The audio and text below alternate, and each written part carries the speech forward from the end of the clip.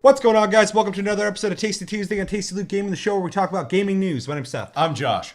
I'm Chris. And our guest today, friend of the channel, Brandon. Hello, that's me. And he'll be joining us for this episode. But, yeah, quick reminder to play Death Trap, our game of the month. We're running out of time, so play that or watch the stream we did. It's a really fun game, isometric. It's like Diablo meets a tower defense game. It's awesome. And for PlayStation Plus, we got Telltale's Batman and Deus Ex Mankind Divided. Both are free on PlayStation Plus. Download those, play those. You got 1 week left until Plus Club this Friday to tell us what you thought about them, and we'll let you know what we thought about them, and it'll be a good time. But with that, we have 4 bits of news. So, Josh, fucking give it to me. The first bit of news is in a recent event of Koei Tecmo. There's an interview with the president, and he's saying because of Neo's success, they want to keep developing games that push them, that create a challenge. So he pretty much said with IPs in the Fire Emblem, Gundam, The Legend of Zelda, and Berserk universes. Berserk. The next one he wants to do is Star Wars. He seems pretty but I think that Star Wars has been really successful, and I would love for us to make that game. What would we think about a Koei Tecmo Warriors Star Wars game? And how do you think it would be perceived? I think at a flat level, just basic fucking opinion, I think people would dig it. Obviously, there's a lot to lend there with Star Wars. It's a game that, or a franchise that could easily allow you to run through and just kind of hit people with a lightsaber, or like, I don't know, shoot people, whatever. The thing that I'm having an issue with, and it wouldn't really matter because it's a Dynasty type game, is like, how many stormtroopers you gonna be just running through a field hitting? And are you on Tatooine in the desert and just fucking you just fucking just hitting people and force pushing? Like, dude, every map is the fucking corridor scene in Rogue One. Where you're Darth Vader? Yeah, where you're Vader. just killing everybody. Or I mean, fucking Attack of the Clones had thousands of fucking soldiers on the fields of battle, and it actually says here that it is Team Ninja that'd be working on it. Oh well, so we skipped that. Okay. So yeah, that wasn't in my story. So I'll take it back. I would love to see them do something like that. I don't know if they'd be able to get the property. My whole opinion's changed now. I don't know if they'd be able to get the property, but I think after Neo, they could definitely do something like that. I'd be more than happy to play anything that they'd make after Neo. I loved that game, and yeah, Brandon, let's get your opinion on this. Given there's so much that overlays in time in the Star Wars cinematic and both lore universes, there's so much that they could actually work with, overlapping, and people that didn't necessarily interact canon wise, bringing them forth. The Darth Revan, bringing him into it, because there isn't a whole lot of outside of just cinematics that involve him. I think KOTOR had a little bit of Revan. Yeah, I believe that's where it got kind of popular. And that was like the only scene, any cinematic, anything I've seen with Darth Revan outside of comics or actual writing. So bring him into another game outside of KOTOR, and just the vast expanse of other Sith and Jedi that existed that weren't necessarily part of the movies. There's so much more to work with. So you're saying that you'd like to see them branch out from like essentially what's already established and like what's already being shown like in the movies and stuff like that. Yeah, because the movies have only gotten skin deep with the lore, and it's novels upon novels worth of lore long. Oh yeah. You're talking about the extended universe. Yeah, right. The entire Star Wars extended universe is massive, and the movies barely even touch the surface of it. Chris, you want to say something? Well, it is massive. Since Disney bought out Star Wars, they have said that none of the extended universe is canon anymore. Yeah. So I doubt that even if they got the rights to make this game, that Disney would allow them to tap into unfranchised product and information. I mean, it would be neat to see, but I highly doubt that they would allow it. Yeah, I'm on the same page. I think that'd be neat to see too, but I think that's even a harder thing for them to accomplish than even getting the rights to make a Star Wars game. Because I imagine that if these guys did make a Star Wars game, which would be cool, it would absolutely be tied in with the Disney movies, essentially, because they're trying to really push that. Maybe play as fucking Finn and Rose, which would fucking kill my boner. But yeah. Chris, opinions? It'd be neat to see, but I don't think it's going to happen. Although Koei Tecmo games, the Warrior games, have been getting more bigger franchises added to them, they never get very high meta scores within any kind of the gaming community unless you're a diehard fan of the Warrior games. It'd be really hard, I think, to do I guess it's not a Warriors game. It's Team Ninja. It'd be neat to see, but I don't think it's going to happen. Yeah. They don't have enough clout to pull into the Disney gaming sphere. If Disney wanted a game like that, they would make it themselves. Or have somebody like, like EA, Activision, or somebody else who's shown a track record of just making a shitload of money. Right. Yeah, but I sort of agree with you, but I mean they got, they're big Japanese companies and franchises, but you can argue that that other than Mario, the Legend of Zelda is one of the biggest like video game franchises ever made. I do understand that Star Wars is bigger, but I mean if they can nab something like that, I mean they Gundam, which has been around for like 30 years. I mean they can nab something like that. I can almost kind of see this might not be too far off. That's a really good point. The only other thing I would counter that with, but it's not something I thought of, is that because those are also two Japanese brands, I feel like there might be an in-community kind of connection with that. Whereas like nobody's connected with Disney and Star Wars. They're telling people who gets to do what now. Whereas like somebody who works for Koei Tecmo might know somebody who works for Nintendo and have those conversations or whatever. Plus Nintendo, I don't look at Nintendo and think of them the same way as I think of Disney. I mean, Disney's like a corporate fucking monster that's trying to literally own everything in sight. Disney's the Empire and everything else is the Rebel Alliance. Exactly, yeah. And so like that is a really good point because Zelda is not a small brand at all. I mean, it's one of the most recognizable things out there outside of like Mario or even Sonic somehow. But so I mean, it's a good point. I don't get the same. We're talking a lot about the viability of if this could even happen or not, which is important. But yeah, I mean, what would you guys even want to see if they did do it?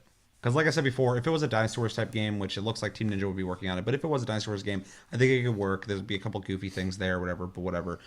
Team Ninja, I would want it to be similar to Neo in a sense of like. That game lends itself really well to like combat. It'd be cool. I wouldn't want it to be exactly the same. That'd be kind of lame. But Team Ninja could absolutely make an action game. I mean, that's all they've been doing. And they've done it well for a long time. So. Yeah. I don't know if I'd want to see it like. If it's made by Star Wars, it would definitely, I think, have to follow. Or if it was made by Team Ninja as a Star Wars game, I think it would definitely have to follow.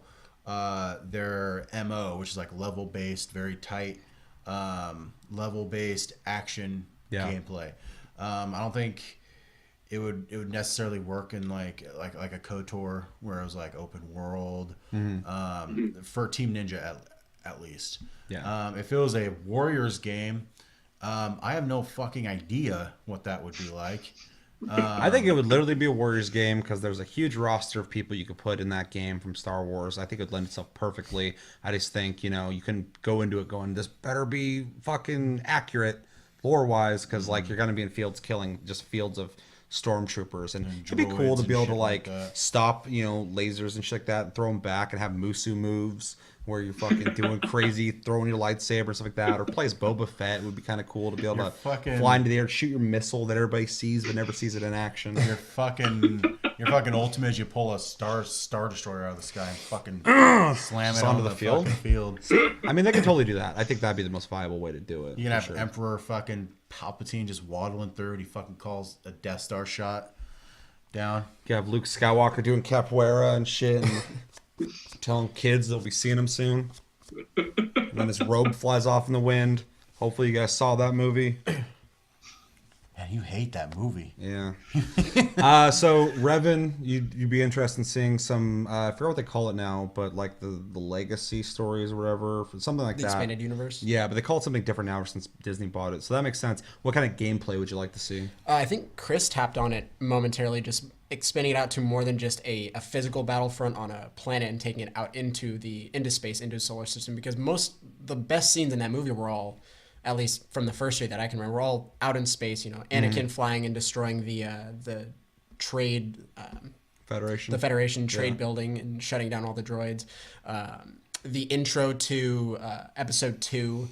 I can't remember like if there was very much of it in episode 3, and then everything after that was just great from a 70s perspective. But bringing it into actual space and having that sort of actual gameplay, rather than just physical fighting. They used to make like space shooters all the time for Star Wars, and they stopped doing it. I know a lot of people want them back, me included. And a lot of people talk shit about now, which I don't get, but like Shadows of the Empire, I fucking loved that game for N64. I played it constantly. And one thing that game did really well is it had a mix of on the ground shooting people and stuff, and then it had levels where you're flying out in space. So it'd be kind of cool to get that mix up and not be bored, You did the Hoth battle, I think. Which was awesome. Yeah. You played Dash Rendar? Yep. Is that who you played as? Yeah. Dash Renda. I always fucking got wrecked by the goddamn Prince Zesor, or the fuck his name was. Wampa. Wampa. Because he's in there on Hoth just fucking wrecking Stormtrooper shit. Wrapping this up, Chris, gameplay. Anything you want to add to that? It's hard to say what I'd like to see. I don't know. None of it feels right to me. The speculation is just too high. I mean, a Neo-type game would be nice, but it'd be very hard to do. A Warriors game would just feel cheesy to me, even though I'm a big Warriors fan. Yeah. And I'm a big Star Wars fan. It would just feel cheesy. I'm with you 100%. Sure which way. Yeah. That actually makes sense because I thought parts of the Legend of Zelda game were kind of cheesy just from how many of the whatever the fuck they're called. How many of those pig beasts you fight? Because that was the standard soldier. Yeah. In the game. They're just like hundreds of them there. I'm like, Jesus Christ. You know what I miss? 99 Nights. Let's get a fucking another one of those. Dude, That game was awesome. Fucking rule. I loved that game. Let us know in the comments. Did you play 99 Nights? Did you enjoy it? Do you want that to come back? And what do you think about a Koei Tecmo Star Wars game? What would you want to be? Who do you want to make it? And do you think it's something that you'd be interested in? Let us know. Second bit of news. Rainbow Six Siege is moving. Huh? That was a hell of a topic. That was a lot to talk about there. Rainbow Six Siege is moving into its 3rd year, and there is a mysterious threat that's being talked about coming with that. They're speculating that it might be coming out, March? March 6th is rumored when they're supposed to be launching their year 3 first hero. And with that, they're going to be releasing something called Outbreak. Outbreak takes the form of a 4-week event that is available to all players. And they said an infestation of unknown origin is attacking the small town of Truth and Consequences, New Mexico. The danger is so high that the authorities quarantine the entire town, trapping civilians and soldiers inside. Very little information is filtering out, but the only certainty is that the situation is dire. So yeah, people are speculating this is going to be a cooperative zombie infestation type mode coming to Rainbow Six Siege. What do we think about that? What do we think about them mixing it up, changing things up? Do you want this? Do you not want this? And yeah, let's start with Chris. I would love this. I love co-op in games like this, and zombie mode is the only way I really play most AAA FPSs. So I would really welcome something like this, even if it's just for a short period of time. I would hope that they make it a permanent addition, but I think it'd be really neat. It'd be really fun to have just a co-op zombies. Yeah, no, I'm on board the same as you. I really like Siege. I like zombie modes, although they were kind of overplayed there for a while. But Siege is a different kind of first-person shooter. It's a game where you move at a steady pace, not really quick, and you're using strategic weapons and gear in strategic ways, going through walls and shit. And I think that would lend itself in a very interesting way to a zombie game. So I'd be really interested in see how they do this. If they were to add some kind of they already have agents that can use you can already build walls and shit and reinforce things. So it already kind of lends itself to that.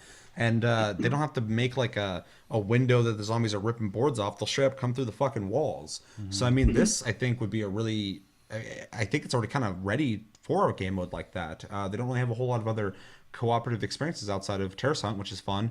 So adding something like this would be awesome. I'm actually, if this comes out and it looks awesome, I'll definitely be playing it again. Yeah, it really, and it really lends itself to a horde mode because it does have like the protect the hostage, where it is a horde pretty much of people, but this time it's zombies, and it felt like it like double or even tripled the number of people that come into that room.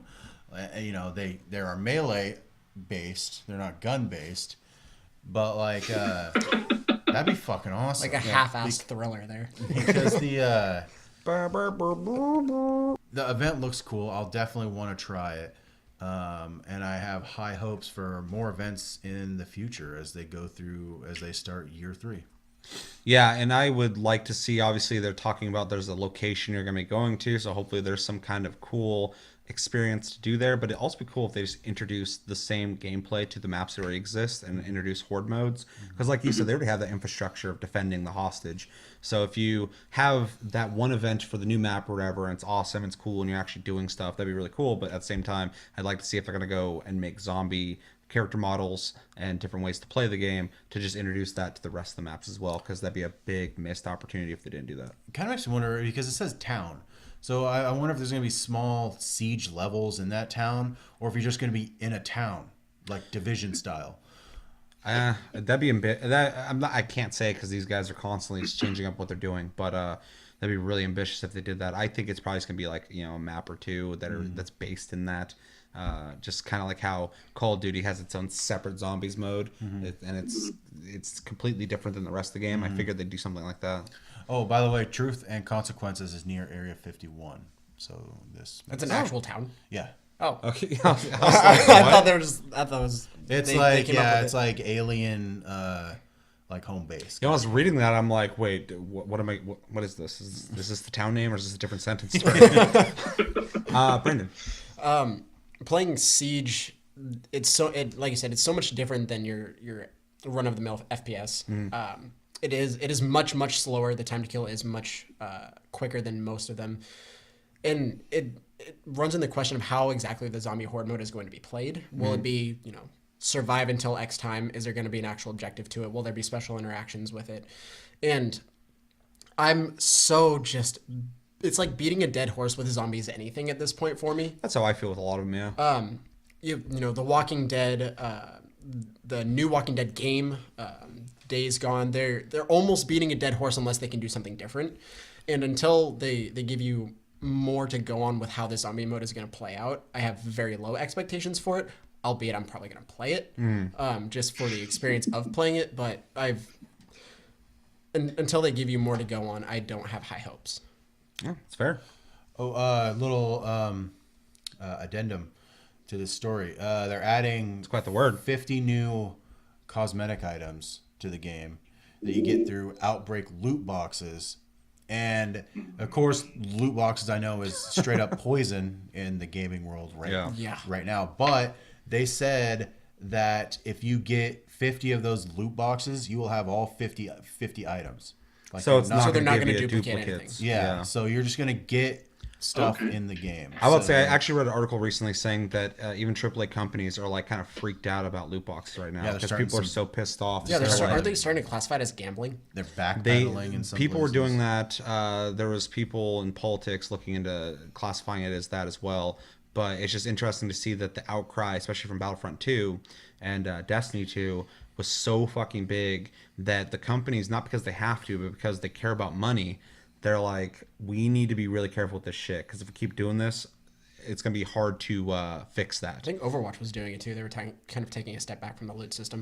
And that's good, because it was a cool idea at first, but it's grown into just another way for people to make extra money off of you. And the last thing, any trusting consumer who just wants to play a fun game once is look at to how be EA failed with it. Fucked over. Yeah, exactly. EA completely fucked the loot Oh, system. dude, that was embarrassing. They fucked everyone over. They're being sneaky about it. And then when people were like, hey, we don't like this, they're like, no, hold on. You're going to like it. And like, no, this is not how you fix the situation. You don't tell me to just do it because you're doing me a favor.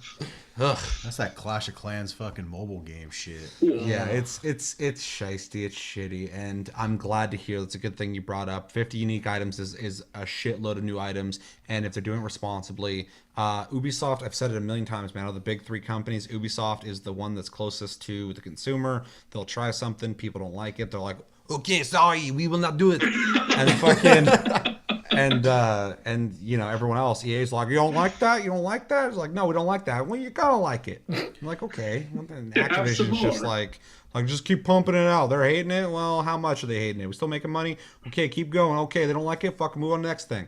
It's fucking insane too, because they're pumping out new or good AAA IPs.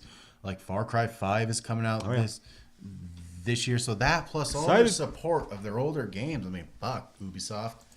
You're a boy. You're my boy. You're a boy. You're a boy. Ubisoft is Just your boy. assume Ubisoft's gender. Whatever it wants to be.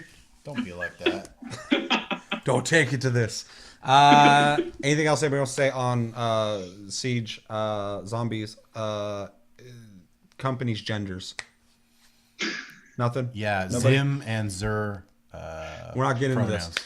Let us know in the comments. What do you think about Rainbow Six Siege? Is it still welcome? You still playing it? You still want to play it? You want zombies? Are you sick of zombies? I feel like we had a lot of zombies. Then we took a real quick break. And now they're like, hey, do you guys remember zombies? And we're like, we'll see. Let us know in the comments. What do you think about that? Third bit news. Like sci-fi shooters. Our third bit of news is cryptocurrency is on the rise so much that people are shorting the GPU market because they are so efficient at mining the cryptocurrencies. So we are currently ending up with almost double the price of a GPU. Inflation. One of the examples was the NVIDIA GeForce 1080 Ti, which is normally $700. It's now the street price, as they put it, like it's a black market, is $1,350. So almost double what you would normally get it for. And in fact, they're so inflated that people are saying go buy pre-made rigs because they are not affected by this price change. What do we think about cryptocurrency actually having such a crazy fucking influence on the market? And what are your speculations of it coming back down anytime soon? Brendan, let's start with you. I do not see this coming down anytime soon. If anything, it might steadily go up and plateau. I just thank God every day that I got my my rig when I did, because it was it was a custom. So and discouraging. for the price that I paid for it, I could only go and buy the graphics card I have now for what I paid for it. I'm actually in the market right now I'm trying to build a computer for the set so we can do like live streams, shit like that. And I have not bought the video card yet, but as the last time I looked at, the price point is like $1,000 for the video card I want to get. And I'm just like, ugh, I'm one man. But fucking knowing that the prices are going up, I'm like, that's awesome. Well, just like Bitcoin's just steadily rise, they'll bubble out, crash a little bit, go back up. And the problem with that though is and I think you're kind of right there. I actually follow cryptocurrencies quite a bit, and we don't talk about it on the channel because why would we? But they're growing in popularity. There's a big potential there that people just now saw with Bitcoin. But there's so many other cryptocurrencies that are on the rise as well, hundreds. and people are trying to get in on that early on because we saw what happened. People became millionaires because of Bitcoin. I'm actually trying to find the next one to look into investing in. And I'm using Steemit right now. I'm sure you guys have heard about that. It's starting to get popular. It's kind of like Reddit, except for you get paid in Steam, which can be converted to real money. And then if you have a Steemit account, you can also use DTube, which I'm on. If you're on DTube, come say hi. And so people are trying to follow where Steam's going as a currency. There's a bunch of other ones too. So it's more the people buying these GPUs, which is really interesting because I know you don't really need a powerful rig to do it, but I guess if it's more powerful, you can do more processes to create cryptocurrency. If you guys know how it works, You mine more a day with more power. Well, they're probably doing multiple programs at once. So with a more powerful console, because you can use like a Raspberry Pi and mine for cryptocurrency.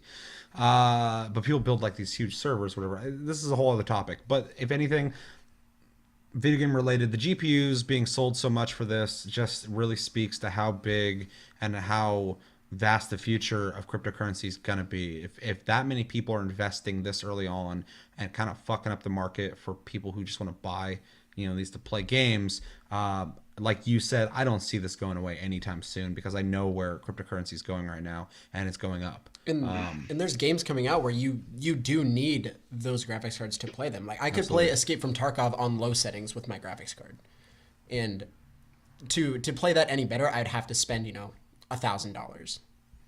Yeah. I mean, like I said, the card I'm looking at is $1,000, so it's fucking crazy. Chris and Josh or Josh, thoughts? The cryptocurrency is not something I tend to follow or get too invested in. I'm not much of a economist or follow money or things like that, but I do believe this is kind of a rant. But a centralized currency is important for a healthy country, and these cryptocurrencies have a large potential to destroy our own economy. That being said, though, you can see it happening already with these GPUs as they're being inflated a massive amount in a short amount of time. But I think it's hard to predict which way it's going to go. It could keep going, and cryptocurrencies could become eventually the new centralized way that we, handle exchanges of money. It could, pop and just, collapse upon itself. We don't know. The fact that it is causing problems already, though, is discouraging. Well, it's because all the different cryptocurrencies are all mineable at this point, and there's so many of them, and there's such a unknown, uncharted future for cryptocurrency that you're seeing those sales because everybody's trying to get in on it. As for the future cryptocurrency, that's up in the air, but the sale of GPUs for this is not going to change because everybody wants. I've thought about doing this just because the proof's there. You can make millions doing this shit. For people who don't know, just real quick, I wish this was a tasty cast to be easier to talk about this whole subject, because when you're talking about how it could throw things, out of whack, you're absolutely right. But the thing is people who back cryptocurrencies back it because they want a currency that the government has no control over. Because once you take the power away from governments, when it comes to that, they can't tax you on it anymore. It's not theirs to tax. So if I have whatever amount of Bitcoin, that money's mine, no matter what. The government cannot get it from me because it is not theirs, and it's not tangible. It's not they physically can't take it from you. It's all algorithmic stuff on the internet. And the way Bitcoin works and a lot of other cryptocurrencies work is what happens is there's a system that's been created by the people who created Bitcoin, an algorithm, and it only allots so many Bitcoins. I think it's like 9 something million or 900 million. There's a set amount of Bitcoin that can ever be found. And anytime your computer is going through all these algorithms and math equations, eventually it will find a Bitcoin, and a Bitcoin is worth whatever the price is at this point, like 18,000 or whatever the hell. It keeps going up and down. I think it tanked a little bit. It's at like 14. Yeah. So it's worth that much, but now that one Bitcoin's been registered in the cloud, that it's been found. And like I said, there's a set amount of Bitcoin. Eventually you'll never be able to find Bitcoin again. But it gets put out there so people can't duplicate them. They can't do anything. Once the system finds it, it is locked in and you own that Bitcoin. And other cryptocurrencies are doing that as well, like Steam It. Steam It is creating Steam as people use it. So the value's going to go up as people keep using Steam. Right now, if I get a thumbs up on a video, I get 6 cents per thumb up, which is not much, but way more than you'll ever get on YouTube. I've made like 6 cents on YouTube over the course of like months. So on certain things. So that just kind of puts it in perspective. So cryptocurrency is a crazy fucking thing. And not to talk about that too much, the GPU thing just shows that people want in on this, including myself. It's confusing at first, but if you got the money, you can literally become a millionaire just for owning a PC and looking for this shit. So Josh, thoughts? Cryptocurrency is something that won't go away. So I believe this shortage, I believe they're going to have to pump up Production? Yeah, the production numbers to get those prices back down. Or maybe allow people like one video card or GPU per person. Mm-hmm. Oh, well, I know I was reading this article. Some companies, if you buy a motherboard and a processor through them with your GPU, they sell it to you at normal price. Okay. Because they know you're using it to play games and not for mining a cryptocurrency. Also, I know there's new extensions out now for like Chrome that'll make it so it'll alert you every time that the prices drop on the GPUs. So you can go ahead and look for those.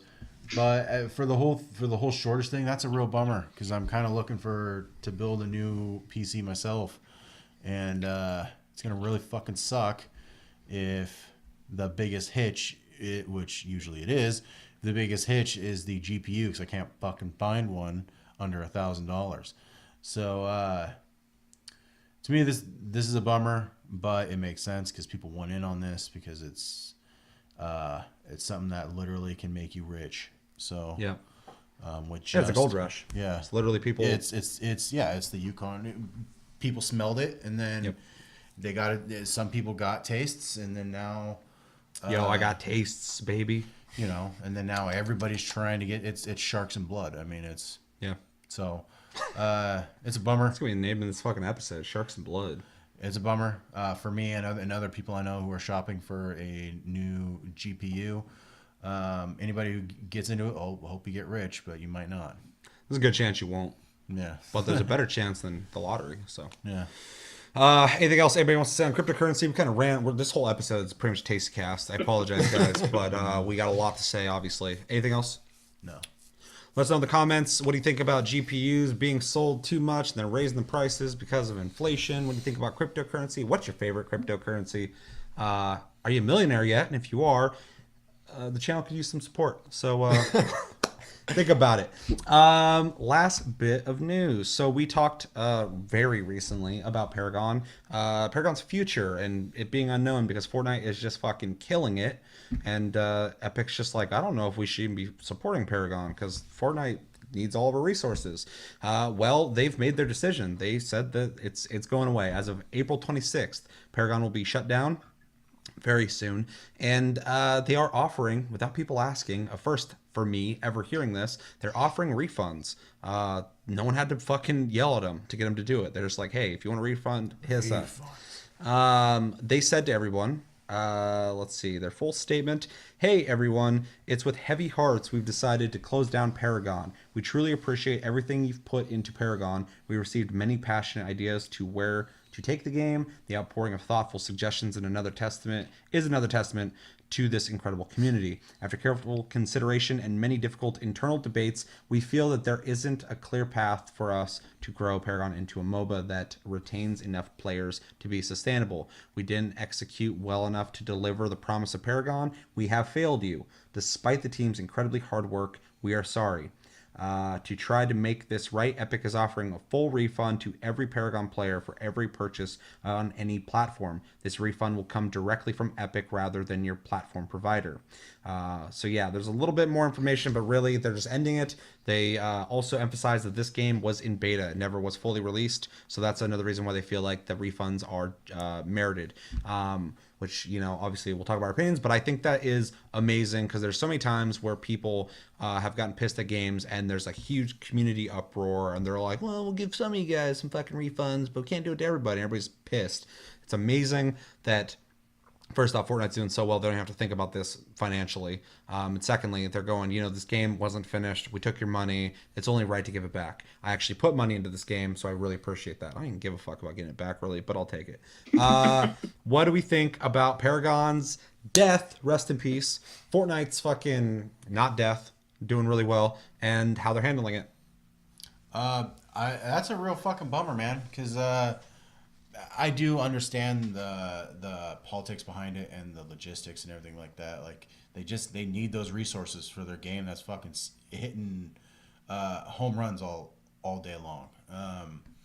Fortnite isn't fucking around when it comes to the player base and how many concurrent players they are having. So it's makes sense. Am I bummed? Yeah, because you know what? Paragon is the only MOBA I've actually enjoyed and could actively play. It was more actiony than, you know, like a League of Legends or Heroes of the Storm, and it was something that kind of scratched my back a little better than a lot of other MOBAs did. Or just giving out a refund. That they're on the fucking up and up, man. Because I got nothing but good things to say about Epic. I mean, they realized, this isn't working out, and anybody who decided to support their game, they want to, make you kind of thank you and give you that little cash back. Yeah, I feel like they're handling it the best they possibly could. I don't think there's a better way you could tell people, hey, that game you like, it's gone. It's going away. Yeah. We're keeping your money. Sorry. Yeah, I mean, it's a bummer, but I'm glad that it's going out due to another success of theirs and not like just because the game's, not working. Yeah, because Fortnite's great, and Epic is a great developer. It's been around. They got a legacy to them. So it's unfortunate for sure. I'm on the same page as someone who did put money into the game. Like I said, I appreciate that they're going this route because I did want to support that game. And a lot of people want to talk about that they can't support Paragon, and they could support it, but you have to realize that if Fortnite's making like 6 times the amount of money as Paragon, or even more easily, and they got way more people playing that game, it doesn't make sense to spend the time working on the other thing when the other thing is so much more profitable and there's more excitement generated about it. It sucks for us fans of Paragon because, like you said, I love Paragon. It's a great game. It's one of my favorite MOBAs to play for sure. But somebody's got to work on it. Someone's got to make new content for it. Someone's got to support it. What I'd like to see is this game be sold to somebody else. One thing I saw on a forum someone say that I think would be the perfect match is Sony. Sony should buy this game because Sony is, in my opinion, a good company, and they need. I think consoles need a MOBA that's made for console. I think Paragon is a great example of a console-friendly MOBA, and for Sony to own it, it would get good support because I feel like they're a good company, and it would have an exclusive MOBA that I feel like people are probably playing most outside of PC on PlayStation. So I hope we'll see Paragon again. I hope it's not through the same guys who did APB, because I'm not gonna fucking play it. I learned my lesson. Those guys are fucking shysters. But yeah, it just sucks all over. That game had so much potential, and I really enjoyed it. But I wasn't playing it, so I'm part of the problem. I actually just uninstalled it once I heard that it's dead, because I don't want to humor the idea of playing a game that I know is going to go away. So I'll be trying to get my refund, but this shit is shitty, but it makes complete sense. I like Fortnite too. I'll be playing it still. So coming as somebody that hasn't played Paragon, but looking at it from a business standpoint, it's not the first time that Epic Games has done this. They did it with Unreal. Yeah. When Unreal came out, they didn't work on anything else for the multiple years that Unreal was huge when it first came out. And other game developers have done it too. Bungie did it when Halo came out. They worked exclusively on Halo for like 7 or 8 years, from Halo Combat Evolved to 4 or ODST.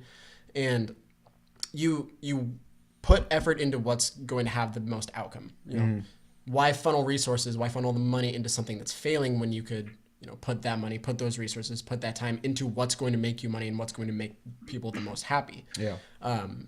Fortnite is doing incredible. I think Epic Games had the right idea to make it in direct competition with PUBG, since the Unreal Engine was used for both of them. It put both PUBG and them in a very competitive stance. And they both done great. I haven't played a whole lot of Fortnite. I've played a lot of PUBG. And if they play one and the same, I can see why it is doing so well. Well, the great thing about Fortnite when it comes to their Battle Royale mode is it is absolutely the same kind of game, but feels so different that I enjoy both of them. Okay. They're completely different experiences. They're the same styled game, but just like when any genre starts with the first person shooter, this one, you're first person, you're shooting people, but it's got these mechanics. This first person shooter, it's got these mechanics, you're still shooting people, but you got a grappling hook or whatever. It's like doing Siege versus COD. Yeah, exactly. They're completely different, but the same type of game, because Fortnite, you can build stuff, you can build buildings. It completely changes the strategy of the game. And the whole terrain is destructible, right? No, not the ground, but like all buildings, stuff like that, and trees and stuff like that. And also there's a resource management. You're trying to break down trees and get enough wood to be able to build these things. So like a lot of times in PUBG, when you get to the end, you're kind of like creep around, look for everyone shooting them, and there's vehicles and stuff like that. So there's more of an Arma feel to it. Whereas Fortnite, you're trying to get all these resources to build up for that final battle where you'll get to the end circle and you'll see someone who got there first already build like a fucking fortress. And they're ready for people. And you're like, shit. And another thing, too, that I fucking hate in Fortnite is a lot of times when people run through fields, they'll have their building stuff ready. And when you start shooting at them, they'll start fucking building walls in front of them. And then, like, you know, you got to, like, it's a completely different experience. Same objective, but feels completely different. The strategies are completely different. So. From a business standpoint, it makes a lot of sense. Absolutely. You put money and you put the time into what's going to yield the best result. Well, and like you were saying, too, like, when Fortnite and Paragon came out first, Fortnite was right after it. I feel like Epic was testing the waters to see what was going to work, and I don't think they ever thought that. I think they thought both games are going to kind of get their communities. I think they wanted a little bit more Paragon because it didn't really fail; it just didn't do as well. But with Fortnite 2, I think they're going to get like a little bit of people playing it. But then when they did the Battle Royale thing, they really got the perfect storm because they made essentially the first PUBG experience on a console, and it's free to play and it's made really well and plays great. There's no weird fucking systems to it where you got to pay them a bunch of extra money to get shit in it, and so it just went woof, and they're like, well, that worked really well. We probably shouldn't waste time on this or money because this is just this is the one that worked. So yeah, I agree. From a business standpoint, it makes 100% fucking sense. Chris. It's just unfortunate that you see a game like this go out because it has such good graphics and the gameplay is really solid. Even though I didn't completely enjoy it, I still, had a good time playing it. It sucks that they have to cut this as fat because I could see this potentially down the road making them decent money because there are MOBAs out there that are solid. And they could take some of the excess funds they're making from Fortnite to, kind of supplement this in the background until it, starts kicking more steam up. But it is a risk. But all business is a risk. Yeah. The only thing that annoys me, and I don't want to be negative about this, and it's only a slight annoyance, is they've been for a long time, since before Paragon came out, working in their free time for fun on an Unreal tournament. You can download it right now. And you can play it, and it's early. Since the maps didn't even have textures, they were just boxed rooms. You could play this fucking game, and there's just some guys at Epic who are just working on it. They're not making money off this at all. So get those fucking guys off that game and get them over to Paragon. Since they're just over there fucking like, hey, wouldn't it be cool if we made it Unreal? Hey, you can play it, fuck it. I don't want your money. They got those fucking guys in the fucking broom closet making that game, but they can't fucking support Paragon. Sell Paragon. Sell it to somebody. I don't want that game to go away. They put way too much fucking work into it. And like you said, Chris, visually looks great. It plays great. They have really cool fucking character models, a bunch of skins they added. I mean, that's a full-on fucking game they made. So I don't want it to die. Just release it for free and let people make private servers or fucking sell it to someone and make some money. I get why they're doing it. It just fucking sucks that it's just like, can't support this. Don't let that game die with so much fucking idea and creativity in it. Yeah. Anything else anybody wants to say on Paragon, Fortnite, or anything like that?